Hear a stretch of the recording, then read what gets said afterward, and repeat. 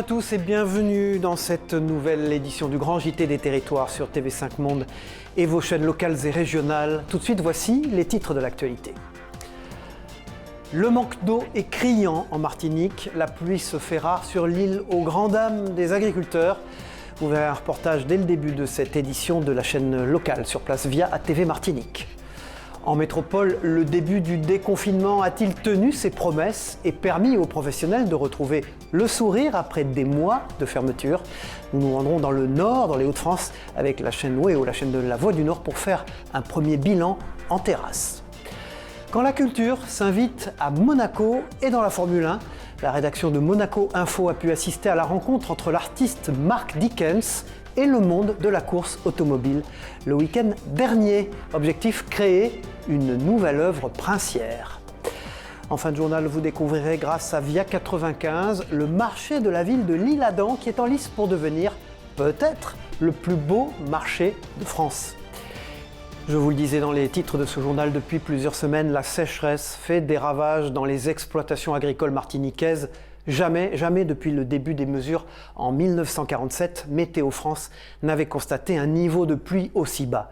Les conséquences de ces chaleurs sont de plus en plus lourdes. Les agriculteurs eux-mêmes tirent la sonnette d'alarme très fortement. Précision de Yvan Lemar pour la rédaction de Via ATV sur place en Martinique. À Rivière-Salée, Thierry Jean-Baptiste, éleveur de bovins depuis 2 ans, est frappé par la sécheresse. Pour limiter les impacts sur ses animaux, il doit transporter près de 600 kg d'herbe chaque jour. En temps normal, on est sur du pâturage. Là maintenant, on est sur du pâturage, mais qui n'apporte rien malheureusement. Et surtout, c'est une herbe que j'achète. Avec cette sécheresse, ses dépenses ont augmenté de 40%, sans compter la facture d'eau. Il faut savoir qu'une vache boit environ 70 litres d'eau par jour. À cette période-là, on peut avoir des consommations qui peuvent aller à 100 litres. Donc aujourd'hui, sur un bac comme ça de 600 litres, dites-vous bien qu'avec la quantité de bêtes, en 10 minutes, c'est vide. 3/4 de l'exploitation de 20 hectares sont détruites par la chaleur. Sans réelle solution à l'horizon, ce jeune éleveur est de plus en plus inquiet. Aujourd'hui, on se bat tous les jours pour essayer de maintenir nos animaux, parce qu'il faut savoir qu'aujourd'hui, si on ne peut pas leur apporter de l'herbe ni de l'eau, on ne peut rien faire de plus. À Casse-Pilote, Audrey Rétori, agricultrice bio, est aussi victime du manque d'eau. Vous voyez ça, les petites taches noires là qui sont là? C'est les insectes. C'est complètement invendable. Depuis l'arrivée de la sécheresse, elle ne peut arroser ses cultures qu'1 heure tous les 2 jours. Une catastrophe. En maraîchage, je serai à moins de 50% de chiffre d'affaires. Hein. Donc j'espère qu'au mois d'août, ça va faire autrement. Pour faire face au carême, une citerne de 300 mètres cubes d'eau serait nécessaire. Avec un coût estimé à 50 000 €, sans aide, c'est un achat impossible pour l'agricultrice. Ce que j'arrive pas à comprendre, c'est qu'aujourd'hui, pas plus tard qu'hier, j'ai entendu dire qu'il y avait une enveloppe de 900 000 € qui s'était débloquée pour la banane et la canne. Le maraîchage, on s'en fout un petit peu, quoi. Aujourd'hui, on parle d'autonomie alimentaire. On en est extrêmement loin. Selon Météo France, des pluies pourraient arriver ce week-end et dans les semaines à venir, mais elles resteront insuffisantes pour combler le déficit en eau. Le monde agricole générateur aussi de belles histoires. En Corse, Paul-Antoine Savelli, 23 ans, est en passe de reprendre l'exploitation agricole familiale. Une histoire banale a priori, mais le jeune homme est en réalité atteint de myopathie. Un handicap qui ne l'empêche pas d'être optimiste et ambitieux, vous allez le voir. C'est lui qui bientôt s'occupera du troupeau familial de 300 chèvres à Calanza, sur l'île de Beauté. Propos recueillis par la rédaction de Via Télé Paésé sur place. Ton papa aujourd'hui travaille donc dans l'exploitation et toi tu vas le reprendre. Oui, exactement, je vais reprendre l'exploitation. Qu'est-ce que c'est qui t'a motivé à faire ce métier? Et la passion de la nature, des chèvres, des animaux, de conduire le troupeau, de faire la fabrication. Je devais monter mon dossier pour l'installation et ça a pris du retard avec le Covid. Du coup, je vais le monter en juillet. Même en étant handicapé, on peut réussir dans la vie. C'est déjà l'heure du premier bilan pour les terrasses des bars et des restaurants. Cela fait plus d'1 semaine désormais qu'elles peuvent à nouveau accueillir leurs clients en terrasse, pour le grand bonheur de tout le monde. Alors ces clients sont-ils au rendez-vous malgré une météo jusqu'à présent peu clémente? Première réponse à Calais, dans les Hauts-de-France. Caroline Fichten pour WEO, la chaîne de la Voix du Nord. Et c'est reparti pour les serveurs en terrasse. Depuis mercredi à Calais, malgré le temps, les clients sont au rendez-vous. Preuve que vraiment, la réouverture des bars et restaurants était attendue. Beaucoup d'impatience chez les gens et bon, il y a beaucoup de mes collègues qui ne pouvaient pas ouvrir parce qu'ils n'avaient pas de terrasse assez conséquente. Donc ça fait qu'on a eu quand même un peu d'attente dans les restaurants pour avoir une table en terrasse avec le protocole sanitaire. Malgré l'attente, parfois, les clients n'ont pas perdu patience. Voir du monde, la convivialité, l'échange, le contact, ça manquait aux clients donc, mais aussi aux salariés et aux patrons. Je suis content d'avoir repris. Ça me fait super plaisir et même le personnel est content et tout se passe bien. Voir du monde tout simplement, hein. C'est primordial dans la vie quelque part. Ça fait 6 mois qu'on attend ça, c'est ce qui s'appelle vivre tout simplement. L'activité est repartie en terrasse et en cuisine. À Calais, beaucoup d'établissements malgré tout n'ont pas pu ou n'ont pas souhaité rouvrir, souvent faute de place. Les contraintes, notamment pour les vérandas, sont parfois difficiles à faire comprendre aux clients qui voient des tables libres mais que les restaurateurs n'ont pas le droit d'utiliser. C'est vrai qu'on passe pas mal de temps à expliquer ça aux gens, c'est dur à faire comprendre, mais bon, après voilà, ça rentre petit à petit, puis c'est l'histoire de 3 semaines. Après, dès le 9 juin, pour servir à l'intérieur, vite fermé, à moitié de capacité, donc voilà, ça reprendra un rythme à peu près normal. Sur la Côte d'Opale, on attend aussi avec impatience le retour des touristes. La saison va commencer, les cafés et restaurants comptent sur les Belges et les Anglais. Bon, les Belges, ça va être plus facile pour eux parce que voilà, on est sur la route. Par contre, les Anglais, il va falloir d'une façon ou d'une autre prendre le bateau, avoir peut-être un pass sanitaire. Bon, ça va être un peu plus compliqué. La prochaine échéance, c'est le 9 juin, une date attendue par les cafés, les restaurants et les clients. Les casinos retrouvent eux aussi la lumière, les machines à sous clignotent de nouveau et les amateurs de jeux ont repris leur fauteuil préféré depuis le 19 mai dernier. Et après 7 mois d'arrêt, les clients sont bel et bien de retour, vous allez le voir, comme a pu le constater Adrien Blétry pour TL7 dans la Loire, la chaîne de la Loire. 0, je te l'avais dit, 360 euros. C'est bon ça. Les roues se remettent à peine à tourner et les jackpots tombent déjà. Hier, une joueuse a déjà remporté 16 000 euros aux machines à sous du casino de Moron-les-Bains. 1000 personnes étaient au rendez-vous pour la réouverture et tous ont respecté les mesures sanitaires. On a un protocole très strict, hein. Déjà port du masque obligatoire. On a une jauge d'entrée qu'on a limitée, on a eu droit à 800 personnes, on l'a limité à 450 personnes. Et puis ensuite, on a une personne dédiée pour nettoyer les machines. Dès qu'un joueur quitte sa place, tout est nettoyé immédiatement par un salarié. Ils sont 2 à tourner toute la journée dans ces 1600 mètres carrés de loisirs. Toute l'équipe semble déjà rodée pour rattraper une année sans rentrée d'argent. Nous, on perd des chiffres d'affaires. On a perdu en 7 mois 14 millions d'euros de chiffre d'affaires. Voilà. Et aujourd'hui, on avait une perte d'exploitation, on va dire, de 2 millions d'euros. Voilà. Qu'on va essayer de rattraper jusqu'au 31 octobre, la fin de l'exercice. Depuis hier, 300 personnes au maximum se sont rassemblées en même temps dans le casino. Tous avaient hâte de faire sauter la banque. Ah, ça fait super du bien, surtout les gens de mon âge, 87 piges. Et puis je retrouve mon casino. Je suis contente. Ah, c'est vraiment du plaisir, c'est de l'adrénaline que je dirais que ça amène, voilà. Le casino, c'est le casino, hein. C'est convivial, on rencontre des personnes, ils ont toujours le sourire, c'est ça. Hein. Il faudra attendre le 9 juin prochain pour jouer au poker ou au blackjack, idem pour manger sur place ou pour commander un verre à côté de votre machine à sous. Et comme les terrasses, les cinémas ou encore les théâtres, les zoos ont pu rouvrir leurs portes le 19 mai dernier. Si dans les parcs, le travail n'a jamais cessé avec l'entretien des lieux et des animaux, bien sûr, ces derniers étaient heureux de retrouver enfants et plus grands. Des retrouvailles marquées par le respect des gestes barrières, bien sûr. Exemple au zoo du bassin d'Arcachon à la Teste de Buc, l'un des plus grands zoos de la Nouvelle-Aquitaine. Regardez ce reportage de Dominique Parmentier pour la chaîne du groupe Sud-Ouest TV7. Pour l'instant, on ne se bouscule pas dans ce parc de 23 hectares. Ici, la jauge de 1000 personnes maximum peut donc largement être respectée.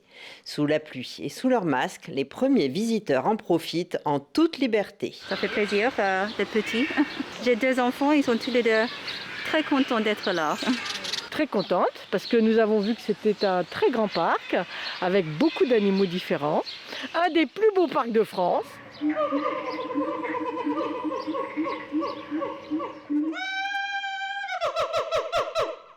Ce sont près de 800 animaux de 140 espèces différentes qui vivent ici. Et pendant ces 7 mois de fermeture, il a bien fallu s'en occuper. C'est vrai que le zoo est fermé de manière générale au moins 2 mois en hiver. Mais bon là, le fait que ça n'ouvre pas pendant les vacances de février, pendant les vacances de Pâques, bon, c'est vrai que c'est compliqué. Il y a quand même énormément de charges, il y a toute la nourriture. C'est vrai qu'il tardait d'avoir une date de réouverture. Le zoo a profité de ces mois de fermeture pour réaliser quelques travaux. Notamment la nouvelle volière qui est désormais accessible au public, donc une volière en immersion. Les visiteurs peuvent rentrer et observer donc pas mal d'oiseaux sud-américains, notamment beaucoup de perroquets. Ne reste plus qu'à espérer une aussi belle saison que l'été dernier à l'issue du premier confinement. On reste à Bordeaux, en Gironde, avec l'économie dans nos régions, comme chaque semaine avec vous, Michel Picot. Bonjour. Vous allez nous faire découvrir aujourd'hui une PME bordelaise extrêmement innovante, Olichrome. L'entreprise a mis au point la première peinture intelligente capable de changer de couleur, voire de créer de l'éclairage. Bonjour Cyril, bonjour à tous. Aujourd'hui, l'histoire d'un chercheur devenu entrepreneur. Il s'agit de Jean-François Létard qui a longtemps travaillé sur les pigments intelligents ou l'intelligence des couleurs. Une innovation incroyable qui l'a poussé à créer sa propre entreprise en 2014 à Bordeaux qui s'appelle Olichrome. Olichrome produit des encres et des peintures avec des pigments intelligents qui changent de couleur avec la lumière extérieure ou en cas de hausse anormale de la température ou encore après un choc. Par exemple, sur un avion, si la partie de l'appareil a connu une surchauffe ou un choc, la peinture a changé de couleur à l'endroit même où s'est produit l'incident. Autre exemple d'application, la photoluminescence de peinture basée sur la fluorescence ou la phosphorescence, un peu comme les aiguilles de nos montres la nuit qui deviennent vertes. Eh bien, ils ont utilisé cette technologie pour éclairer les routes la nuit. Le jour, la peinture au sol stocke la lumière naturelle, même sans soleil, pour la faire ressortir la nuit venue. Cela permet d'améliorer la sécurité et la signalétique au sol, d'éclairer des pictogrammes de sécurité ou encore de décorer un espace. Pour l'heure, cette peinture intelligente est utilisée pour marquer et baliser les pistes cyclables la nuit et peut-être bientôt les routes pour les automobilistes. Cette solution permet aussi pour les collectivités de réaliser des économies car la pose de poteaux d'éclairage est beaucoup plus coûteuse que cette peinture au sol qui produit de la lumière. Et puis leur dernière innovation, la couleur de camouflage permettant de distinguer sur un champ de guerre les troupes amies et les troupes ennemies. Elle peut aussi aider au repérage des micro-fissures dans les gilets pare-balles des soldats ou la carrosserie des véhicules. L'armée s'intéresse de très près à cette technologie. L'entreprise est remarquable. Jean-François Létard peut se réjouir d'avoir osé relever ce défi. Ce chercheur à qui on disait « ça ne marchera jamais » s'est offert son propre outil industriel de production à Pessac, en Gironde. Merci Michel Picot, on vous retrouve pour une prochaine édition du Grand JT des Territoires. Sur le front de l'épidémie maintenant, l'optimisme semble de mise, avec des baisses un peu partout sur tout le territoire français. Mais pour certains, le Covid n'en finit pas. Atteint par le virus au printemps 2020, Gérard Georgel, retraité de 68 ans, avait dû être placé dans un coma artificiel et a passé de longues heures et de longues semaines en réanimation. Un an plus tard, il n'est toujours pas guéri. Il souffre du syndrome de Covid long, comme on l'appelle. Reportage de Marie-Danielle Rogovitz et d'Hélène Leplat pour Via Vosges, sur place dans les Vosges. J'ai des difficultés de marcher, de ne pas mettre un pied devant l'autre, et puis des mouvements d'équilibre, comme si j'étais un homme sous. Je fais des écarts, et l'odorat, l'odorat, le goût n'est jamais revenu, Il cherche son souffle en permanence, souffrant aussi de douleurs musculaires. Le moindre effort l'épuise. Gérard, cet habitant de l'Épanche-sur-Vologne, est atteint du syndrome post-Covid, ce que l'on appelle un Covid long. Ce retraité de 68 ans cumule séquelles physiques et psychiques, dont une hypersensibilité. Gérard avait été sévèrement touché il y a 1 an, transféré à Nancy en réanimation et plongé dans le coma. Je me suis réveillé et que je voyais que j'étais une loque, entre guillemets. J'ai dit, mais c'est pas possible. Je suis intubé, j'avais des trucs partout. Et puis ce bip des moniteurs tous les 10 secondes, bip, bip, bip pendant des journées. Et puis seul.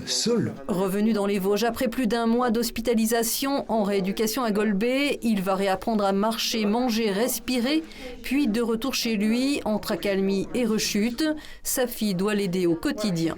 Il était tellement actif avant, mais actif, que là je vois, il est vite épuisé, Et puis je vois bien que ça l'énerve. Une enquête de l'INSERM est parue cette semaine. Elle révèle que 60% des patients sortis de l'hôpital déclenchent un Covid long. 650 personnes dans l'Est de la France, comme Gérard, sont suivies par l'hôpital de Nancy pour des examens. Tous les mois, je vais faire un séjour à Brabois.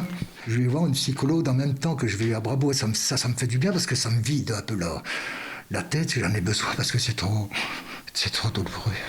Le retraité vosgien garde confiance, mais alors que l'épidémie régresse, les Covid longs encore méconnus pèsent comme une menace. Selon l'Organisation mondiale de la santé, 10 à 15% des personnes qui ont eu le coronavirus, forme légère ou grave, soit en France en tout plus de 4 millions, déclencheraient un Covid long avec parfois des complications mortelles. Davantage de femmes au volant des poids lourds, et oui, c'est l'objectif principal d'un dispositif qui s'appelle Agir au féminin. Ce projet, lancé sous l'impulsion d'une agence, consiste à favoriser la mixité des métiers de la filière du transport et de la logistique. Il doit permettre notamment de former plus de femmes au métier de la conduite et de favoriser l'évolution de leur carrière. Un reportage de Frédéric Lamy pour TLC, la télé locale du Choletais. Regardez. C'est une reconversion professionnelle qu'elle n'aurait peut-être pas imaginée il y a une quinzaine d'années, mais devant les opportunités qui se présentaient à elle, que ce soit en termes de formation ou de débouchés, Nadine Louis n'a pas longtemps hésité. J'ai eu un petit épuisement professionnel dans mon dernier emploi. Et puis donc je me suis remis en cause et j'ai regardé ce qui pouvait m'intéresser. J'avais déjà eu l'occasion de pouvoir rouler avec le papa de mes enfants, qui était chauffeur routier, et c'était quelque chose qui m'avait beaucoup plu. Mais les femmes n'avaient à l'époque pas une bonne image au sein des chauffeurs en lui-même. Il est vrai que le métier était ces dernières décennies exclusivement masculin. Le secteur compte aujourd'hui en France, selon l'Observatoire prospectif des métiers et des qualifications dans les transports et la logistique, seulement 5% de femmes conductrices sur les 210 000 conducteurs routiers que compte le monde du transport. C'est ainsi qu'est né, face à ce constat, le désir de féminisation de toute une filière sous l'impulsion du groupe RAS Intérim. L'idée nous est venue de monter Agir au féminin, donc des formations typiquement féminines. À terme, il faudra que les formations soient mixtes, mais on a voulu impulser, donner une dynamique à cette féminisation du métier. Une dynamique traduite à Cholet par une première session en décembre 2020, à laquelle ont participé 12 candidates, dont Nadine Louis. Intéressons-nous maintenant dans ce grand JT à une association bienveillante dont la mission est de sauver les équidés. Pagas et Segura, c'est son nom, est située à cheval entre la Sarthe et la Mayenne. Elle prend en charge les animaux dont les propriétaires ne veulent plus pour leur éviter l'abattoir. Regardez ce reportage d'Anthony Piton et de Clémence Gabory pour la rédaction de Via LMTV en Sarthe. Regardez. Allez, on y va. Hop. Allez, marche. Dans une autre vie, cette jument était trotteuse à Vincennes. Puis son écurie a décidé de s'en séparer. Si je n'avais pas récupéré Mona, c'était effectivement donc euthanasie et carissage. La mission que s'est confiée Muriel, sauver les équidés de la boucherie. Son association Pégase Ségura recueille les chevaux dont les propriétaires veulent se débarrasser. J'ai eu ces animaux parce que je les ai achetés, sinon c'était effectivement l'abattoir pour la plupart des animaux. Parce que les familles, à un moment donné, n'en peuvent plus. Ils ne savent pas où, ils savent pas s'en occuper, ou ils ne peuvent plus s'en occuper. Dans le cheptel de l'association, une dizaine d'équidés répartis près de la frontière entre Sarthe et Mayenne. Le but, c'est de les garder le plus longtemps possible en bonne santé et qu'ils partent le plus tranquillement si effectivement ils doivent partir. Le but du jeu, c'est ça. Vu la vie qu'ils ont eue, ils méritent une belle retraite.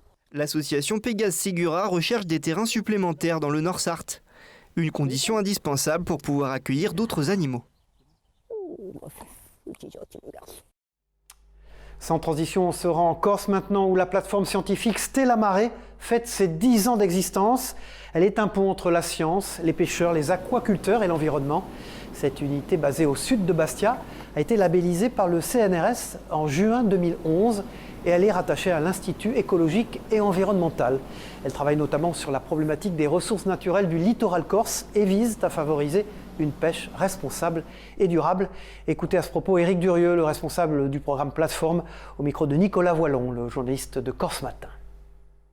On travaille sur un certain nombre d'espèces, que ce soit des espèces de poissons, d'échinodermes, de crustacés et de mollusques, qui sont vraiment des espèces d'intérêt halieutique, mais aussi d'intérêt patrimonial. Et on a choisi ces espèces en concertation avec les professionnels de la mer, donc à savoir les pêcheurs et les aquaculteurs, par exemple sur la restauration de telle ou telle population ou de manière plus large la restauration écologique d'un habitat ou d'un écosystème. On ouvre une page culture maintenant dans ce grand JT des territoires avec le prestigieux cours Florent, qui est un centre de formation au métier du théâtre et du cinéma et qui proposera cet été 2 stages dans la ville de Limoges, en partenariat avec la ville bien sûr et son conservatoire. Une délocalisation estivale ouverte sur inscription. Explication au micro d'Alain Druot de 7 à Limoges sur place. On essaye d'aller dans des villes à forte connotation artistique, notamment dans notre domaine. Dès qu'on a un peu évoqué Limoges, effectivement, tout de suite m'est venu le Théâtre de l'Union. Pour moi, c'est assez mythique. Enfin, c'est une chose importante. C'est une histoire ça fait partie de l'histoire du spectacle français et non pas uniquement de Limoges. Et maintenant, quand la Formule 1 rencontre l'art, vous l'avez vu dans les titres de ce journal, Mark Dickens, artiste britannique incontournable dans le monde de la F1, était à Monaco pour réaliser sa nouvelle œuvre au sein du musée abritant la collection des voitures du prince Albert II. Ses jumeaux princiers, Jacques et Gabriella, ainsi que plusieurs pilotes, étaient également au rendez-vous, ainsi qu'Émilie Rousseau de la rédaction de Monaco Info. Regardez ce reportage. L'artiste britannique parcourt les Grands Prix depuis 10 ans maintenant pour réaliser des peintures hors normes. C'est en découvrant le travail de l'Américain Robert Rauschenberg que l'idée lui est venue. Une idée qui a mis du temps à mûrir mais qui est désormais incontournable dans le monde de la F1. It's something that I did 10 years ago when I was the official artist with Formula One, and I said to Bernie Ecclestone I'd like to do a painting in the paddock, rolling the Pirelli tires, so we did it and it's very successful. Les pilotes Charles Leclerc, Esteban Ocon, Antonio Giovinazzi, le président de la FIA Jean Todt avait répondu à l'invitation de Mark Dickens, tout comme son Altesse Sérénissime le prince Albert II qui était accompagné pour l'occasion de ses enfants, le prince héréditaire Jacques et la princesse Gabriella. Tous ensemble, ils ont recouvert cette toile blanche de peinture, non pas avec des pinceaux, mais avec des pneus Pirelli, partenaire de cette opération. Pirelli have a great history of working with artists, so it's a mix of art and motorsport coming together, which is what I do. Lots of different projects. Ces artistes d'un jour ont à l'issue signé leur œuvre. Elle sera d'ailleurs exposée pendant plusieurs semaines à la collection de voitures de son Altesse Sérénissime le Prince de Monaco, avant d'être mise aux enchères. On ferme cette édition avec de bons produits. Si vous allez passer à table, le marché de la Halle de l'Isle-Adam a été sacré il y a quelques semaines. Plus beau marché d'Île-de-France 2021. Dans le cadre de ce concours national, le marché francilien accueille plus de 130 commerçants et il est aujourd'hui en lice pour tenter de remporter le titre national parmi les 23 autres lauréats issus de toute la France. Visite guidée d'Elisa Zanetta de la rédaction de Via 95. Regardez. Située à quelques minutes des bords de l'Oise, la halle du marché de l'Isle-Adam prend vie. Chaque mardi, vendredi et dimanche matin.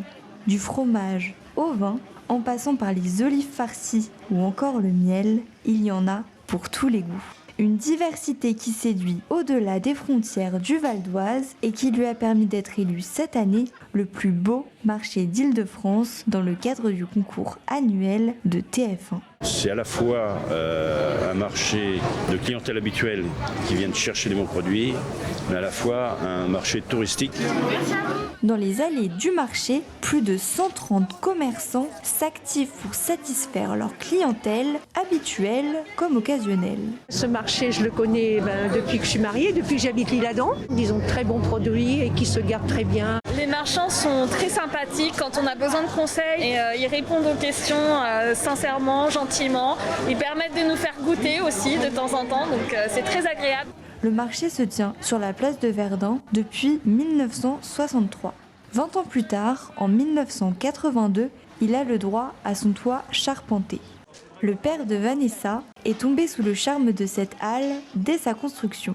Il a ensuite transmis la passion de ce lieu à sa fille, qui a repris le flambeau. Il a succombé à cette place parce qu'il trouvait que l'endroit était vraiment enchanteur, qu'il y avait vraiment de la place pour déposer ses produits, ses verdoyants. C'est vraiment une belle place pour pratiquer son activité, quoi. Le plus beau marché d'Île-de-France 2021 concourt désormais pour être le plus beau marché du pays face à 23 autres lauréats. Voilà, merci, c'est la fin de cette édition du Grand JT des Territoires. Merci d'avoir suivi sur vos chaînes locales et régionales et sur TV5 Monde. On se retrouve pour une prochaine édition. Au revoir à tous et bon courage.